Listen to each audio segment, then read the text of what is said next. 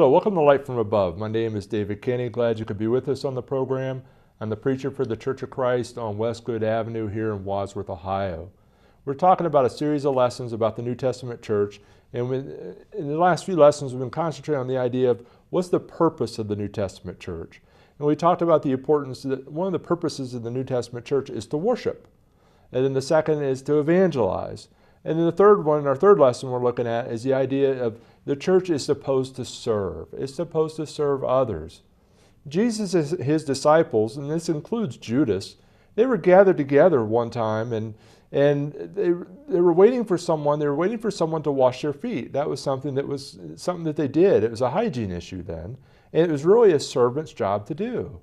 And notice what happens. And this is in John chapter 13, 12 through 17. After Jesus completes the washing of their feet, he explains what he does. He says, "So when he had washed their feet, taken his garments, and sat down again, he said to them, 'Do you know what I have done to you? You call me teacher and Lord, and you say, well, for so am I, or so I am. If I then, your Lord and teacher, have washed your feet, you also ought to wash one another's feet. For I have given you an example that you should do as I have done to you. Most assuredly, I say to you, a servant is not greater than his master, nor is he who is sent greater than he who sent him. If you know these things, blessed are you if you do them.'" Now the point is not about washing feet. You know, sometimes people will they'll latch onto that and say, well, that's an example that we're supposed to be washing other people's feet. But that's not what Jesus is trying to get them to see. He's trying to get his disciples to understand that they are going to be servants. They're supposed to serve other people. They're not supposed to be lording it over them. Jesus was a servant himself. He set that example. That's something that we need to keep in mind. Part of being the New Testament Christian, part of being the New Testament church, is to serve others. That's definitely a part of it. That's definitely one of the major works of the church. Well, let's take a look. We'll do a little bit of preview about our lesson. We're going to talk about serving. What does it mean? And then serving individually and serving collectively and serving responsibly and serving with purpose. Now, a lot of times when you hear a lesson about serving, you usually have a term that comes up called benevolence. It's not a term that we use very often. So I thought I would show you what the 1828 Noah Webster Dictionary, the original, says about the term benevolence. It says the disposition to do good, the goodwill, kindness, charitableness, the love of mankind, accompanied with the desire to promote their happiness. The benevolence of God is one of his moral attributes, that attribute which delights in the happiness of intelligent beings. God is love, 1 John 4. Number 2, the act of kindness, good done, charity given, a species of contribution or tax illegally exacted on arbitrary kings of England. Now, you look at that term benevolence, even though we don't use that term very often, but in the King James, you will find that term benevolence. For example, in 1 Corinthians 7, verse 3, it says, "Let the husband render unto the wife due benevolence, and likewise also the wife unto the husband."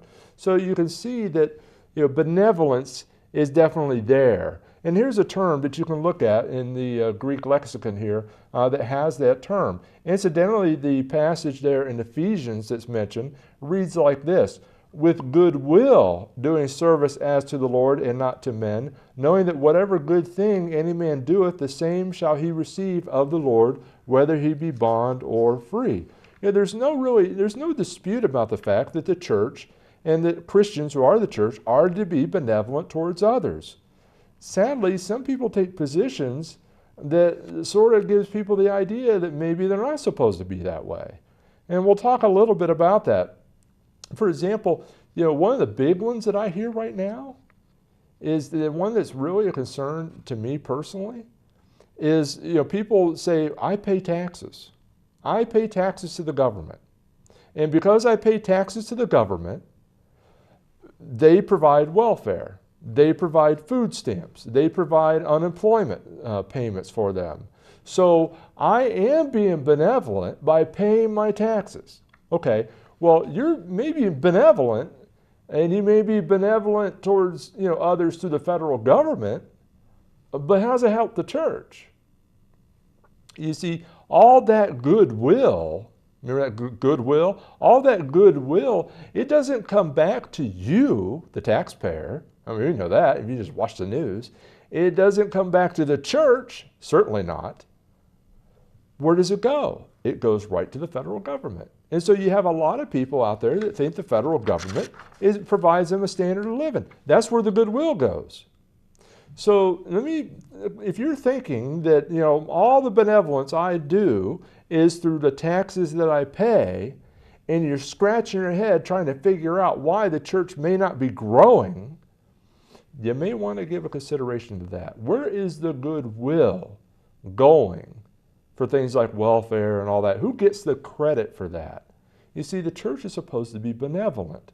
Christians are supposed to be benevolent. People are supposed to identify what we do, the goodwill that we do. They ought to be able to see that that comes from the church. Well, notice this statement. This is by Batsell Barrett Baxter. He talked about the importance of stewardship in the New Testament in his book, The Family of God. He makes this statement. It may be a bit surprising to learn that the subject of stewardship is presented in the New Testament more often than the teaching on baptism. It may be a little surprising to know that the idea of Christian stewardship is more fully taught in the New Testament than the Lord's Supper. Half of the parables teach the idea of stewardship. To a significant degree, our success or failure in living the Christian life will be determined by the way we use the material possessions which the Lord has entrusted to our care. Now, some people are in a better financial position to be able to help other people than others are, and I think we all recognize that. But we need to keep in mind that we are merely stewards. We're managers or supervisors or caretakers of the blessings that God has given us. You know, sometimes people say, well, I work a job. That money is mine. It's mine. I worked, I earned it, it's mine. And I'm not going to have any church tell me that I have to give them any of my money. Well, they also pray and they thank God for, at least I hope they do, for all their health and all the abilities that they have and the preservation of their life that God, you know, He extends their life and everything. Those are blessings from God. How can we practice poor stewardship of the things that He provides for us? How can we not be benevolent towards other people so that other people can see the importance of paying attention to the gospel? How can we ignore that? That's something we really need to give serious thought to. Well, serving individually, let's look at this passage in James chapter 2, 14 through 17. What does it profit, my brethren, if someone says he has faith but does not have works? Can faith save him? If a brother or sister is naked and destitute of daily food, and one of you says to them, depart in peace, be warmed and filled, but you do not give them the things which are needed for the body, what does it profit? Thus also faith by itself, if it does not have works, is dead. Faith without works is like telling someone, you know, that's hungry, well, you go ahead and you feel full, and just go ahead. And there you go. And it's interesting, you know, this idea of faith without works, it doesn't really accomplish anything. And people, you know, today they'll say, well, all you have to do is believe. That's all you have to do. Well, you don't. And this passage also sort of illustrates that idea. It doesn't do any good to tell people of your goodwill towards them if you don't practice any goodwill towards them. You see, they go hand in hand. They go together. And so as individuals, you know, we have to be serving others. It's something we need to do. Let's take a look at this passage. This is Matthew chapter 5, 15 through 16. Nor do they light a lamp and put it under a basket, but on a lampstand, and it gives light to all who are in the house. Let your light so shine before men that they may see your good works and glorify your Father in heaven. Now again, notice this. They may see your good works. I mean, is there any difficulty with that? See the good thing that you are doing. You put it that way if you like. And they will glorify your Father in heaven. Meaning they don't have to sit there and try to figure out, why is this person doing this good thing for me? Why? I mean, that may be an initial question, but eventually they need to be able to see Christ in us.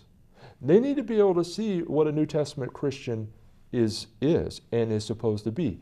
What the kind of language they use, what kind of actions they do, what kind of beliefs that they hold. You see, that's a part of serving others, something that we need to be ever diligent about. Let's take another look at another example. This is in Romans chapter 16, 1 and 2. Paul provides an example of a Christian servant who not only helped him, but also helped others. And he makes a statement, I commend to you Phoebe, our sister, who is a servant of the church in Cenchrea, that you may receive her in the Lord in a manner worthy of the saints, and assist her in whatever business she has need of you. For indeed she has been a helper of many, and of myself also. She helped a lot of people, Phoebe did, and she's praised for it. I mean, the Apostle Paul even mentions her by name in the New Testament for the good that she did in helping others. And she's also telling other people, you need to help her help others too. You see, that's really important that we are involved in these things if we're going to happen. It's interesting. I'm always interested by the number of times that women are mentioned by name in the Bible and what they did. Phoebe was one of those women. She served other people, and the Apostle Paul made note of it, and we make note of it because of his writings. What about the idea of serving? We talked about serving individually, but what about collectively? You know, the church individually is Christians, collectively it's the church, it's a congregation. What about collectively? Well, let's take a look at this passage. This is Galatians chapter 6, 6 through 10. Let him who is taught the word share in all good things with him who teaches. Do not be deceived. God is not mocked. For whatever a man sows, that he will also reap. For he who sows to his flesh will of the flesh reap corruption. But he who sows to the Spirit will of the Spirit reap everlasting life. And let us not grow weary while doing good, for in due season we shall reap if we do not lose heart. Therefore, as we have opportunity, let us do good to all, especially to those who are of the household of faith. Now, it's interesting. Sometimes I talk about this with certain individuals, and they want to point out, they want to say, well, he's talking about individuals here. He's not talking about the church collectively. But if you go back and look at Galatians chapter 1, 1 and 2, I'll read it to you. This is Galatians, the first two verses. He says, Paul, an apostle, not from men, not through man, but through Jesus Christ and God the Father who raised him from the dead, and all the brethren who are with me to the churches, plural, of Galatia. See, some people have the idea that Paul is writing to a single church. And so the church, you know, when he talks about let us do good to all men, that's singular. He's just talking about individual Christians. He's not talking about the church as a whole. But they overlook, they make a mistake. They aren't paying attention to the fact that the churches of Galatia is plural. It's plural. Take a look at this map. This is what Galatia looks like. I shaded it in yellow. It's the best I could do with a square, but I pointed it out to you so you can have an idea what we're talking about. The churches of Galatia would be the ones that Paul had planted in Acts 13 through 14 on his first missionary journey. Now that would include places like Antioch and Pisidia, Lystra, Iconium, and Derbe. So he wrote to these churches of Galatia, and he's telling them to do these things. He's talking about them serving other people collectively. It's not just an individual's responsibility to care for the poor. It's the church's responsibility to do that too. It is a work of the church. There really is no difference in the message to the churches of Achaia and Galatia, but you know, Paul gives additional information. And this is a little longer of a passage, but it's really important. I want you to read it with me as we look at 2 Corinthians chapter 9, verses 6 through 14. But this I say, he who sows sparingly will also reap sparingly, and he who sows bountifully will also reap bountifully.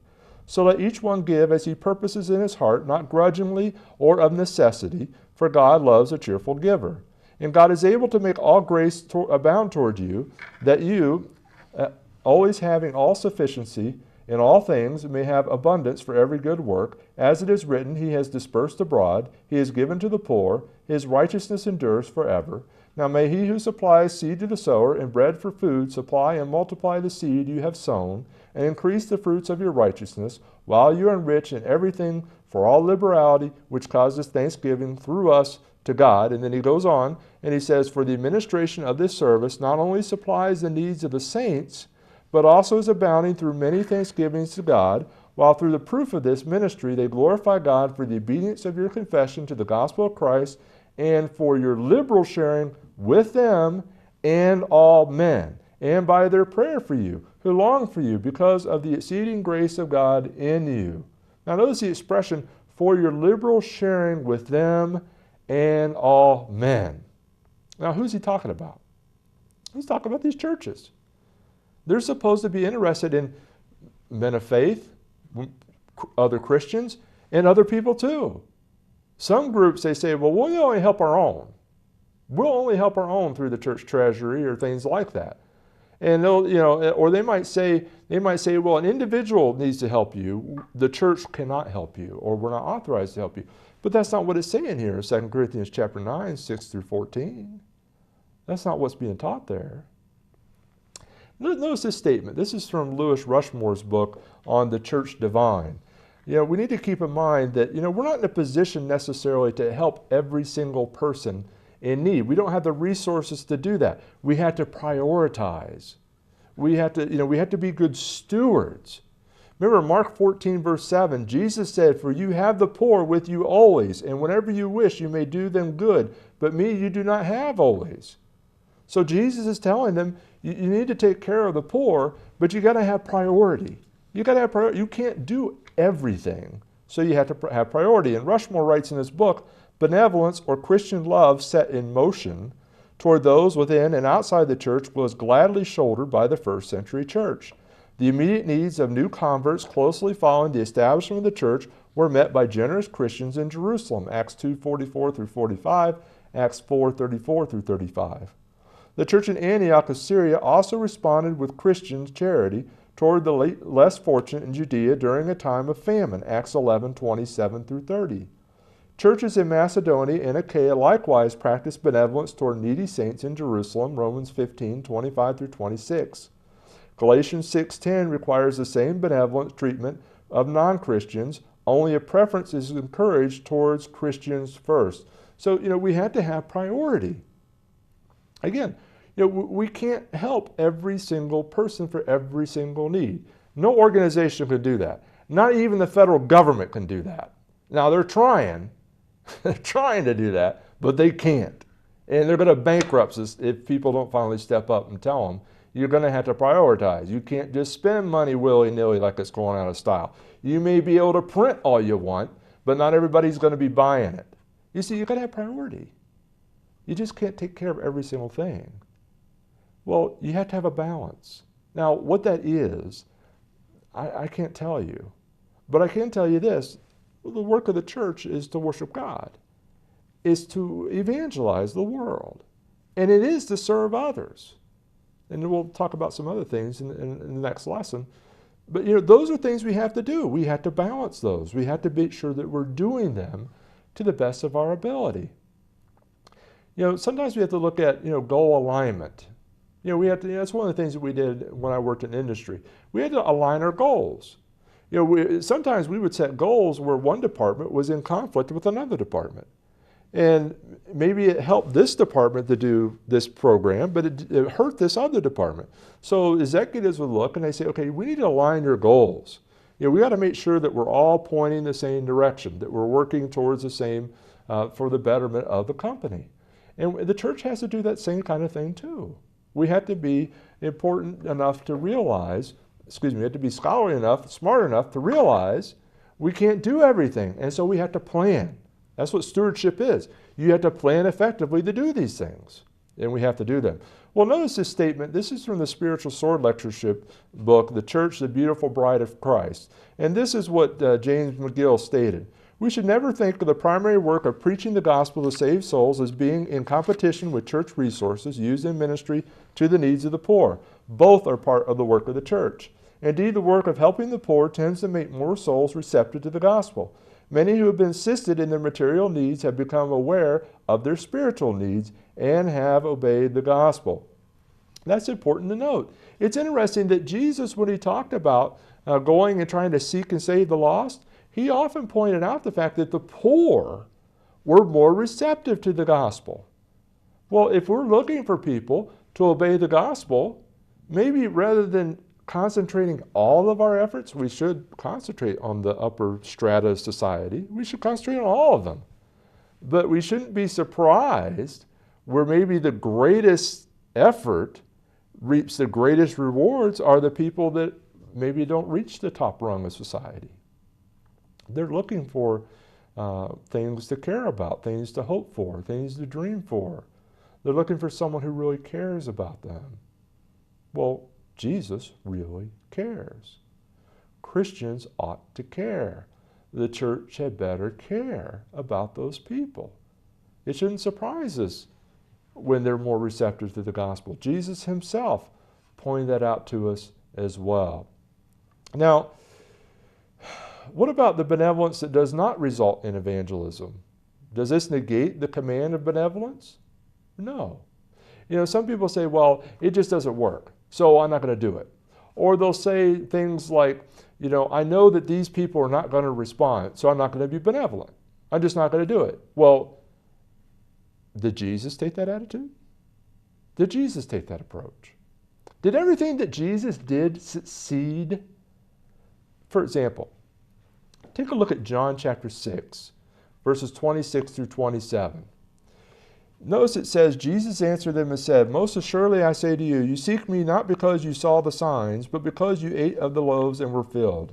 Do not labor for the food which perishes, but for the food which endures to everlasting life, which the Son of Man will give you, because God the Father has set his seal on him. Now you've got to go back and look at what's happening. Jesus had fed 5,000 people. He fed them all with 5 barley loaves and 2 small fish, John 6, verse 9. And he miraculously multiplied or replicated, whatever term you want to use, to feed 5,000 people. He did that. He did it even knowing some of them were only there to get a free meal. He states it right here in John 6, 26 and 27. He knew it beforehand. He still was benevolent towards them. He was still benevolent towards them. You see, we just can't say that I know a certain group of people are not going to respond, so I'm not going to do anything. That is a sure recipe for not doing the work of the church, and something that we will give an account for. We have to be servants. Is there anything commanded for a Christian to do that would be a sin for the church to do? Is there anything like that? Some people seem to think so when it comes to these matters. They tend to think, well, you can't take things out of the treasury to do that, to do these things. You have to do other works of the church. And they want to push benevolence onto the individual and not the congregation. Does that hold? It does not hold. Interesting enough, when the disciples needed to provide food for a multitude, when Jesus didn't feed them miraculously, they took money and bought food. Where did that money come from? Remember Judas? Remember, Judas was a thief. He liked to steal. He liked to steal out of the bag, the money bag. Well, what would that be? That's like a treasury. He wanted to take from it, steal from it. See, they had a treasury. They took money out and they bought food to help spread the gospel. In this case, Jesus just fed the people miraculously. So it's important to note. Well, let's look at Acts chapter 2, 42 through 47 in relation to the condition of the early church in Acts 2. It says, And they continued steadfastly in the apostles' doctrine and fellowship, in the breaking of bread and in prayers. Then fear came upon every soul, and many wonders and signs were done through the apostles. Now all who believed were together and had all things common, and sold their possessions and goods, and divided them among all as anyone had need. So continuing daily with one accord in the temple, and breaking bread from house to house, they ate their food with gladness and simplicity of heart, praising God and having favor with all the people. And the Lord added to the church daily those who were being saved. Notice the church cooperated together. They even went so far as to sell possessions and divide, and they helped people. And when they did this, the church grew. It grew. Well, let's take a look at our points in summation. Serving defined, to serve other people, to help others, whether they're Christians or not. We're responsible to do that individually. We're responsible to do that collectively. We have to do it responsibly. We just can't willy-nilly just hand money out or do this or that or the other. We have to be effective planners. And we have to do it with purpose. What is the purpose? The purpose is to help people be able to help themselves by obeying the gospel. Thanks for watching our program today. Before we close our program today, we'd like to take a moment and review this roadmap to heaven with you since the matter is so serious. There are many incorrect set of directions out there, and sadly so many people are following them. For example, some people have been given wrong turns. They believe things such as faith only, works only, or grace only. Or some attempt to change the order of the turns, being baptized before they even believe. Some people fail to realize what point they are on the map. Don't even open their Bibles yet, and they think they're saved already. As a person travels in a car or takes a hike, it has to follow the proper directions, so we must follow the proper directions to heaven. Let's take a look at the directions on our roadmap to heaven here. You have to look at these passages in your Bible for yourself. We'll just list the steps, the turns on the way. First is to believe or to have faith. And then number 2, to repent, to turn away from sin. Number 3 is to confess that Jesus is the Son of God. Number 4 is immersion, or to be baptized, which is a burial in water to have your sins washed away. And then you're added to the church by the Lord, not by a group of people, or not by giving some kind of testimonial experience or things like that. And then once you're added, you need to serve and worship the Lord faithfully all the days of your life. And the key word's faithfully. You don't waver. And that's very important. We need to keep in mind, too, that in Noah's day there was a big flood, and only people in the ark were saved from the flood. The same is true today. There is no salvation outside the Lord's church.